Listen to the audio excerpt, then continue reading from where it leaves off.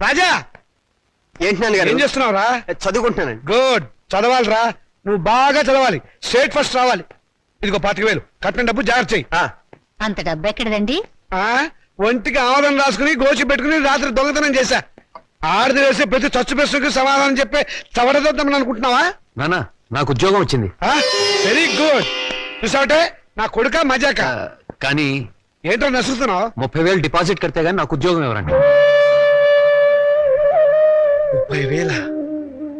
నాన్న వెద ఉద్యోగం పోతే పోయింది, ఇవాళ కాకపోతే రేపు వస్తుంది. ముందు చెల్లి పెళ్లి ముఖ్యం. పెళ్లి వాళ్ళు కాకపోతే రేపు అవుతుందిరా, ఉద్యోగం రేపు రాదు. కట్టం డబ్బు 25,000 ఉంది కదా, తీసుకెళ్లి డిపాజిట్ కట్టు. మరి పిల్ల పెళ్లి ఆగిపోతుందే. ఇది అన్యాయం నాన్న.